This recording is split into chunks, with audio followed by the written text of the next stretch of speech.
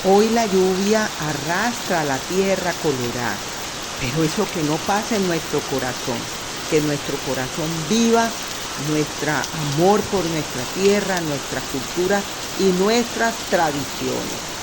Bendecido día a mi tierra colorada, bendecido día.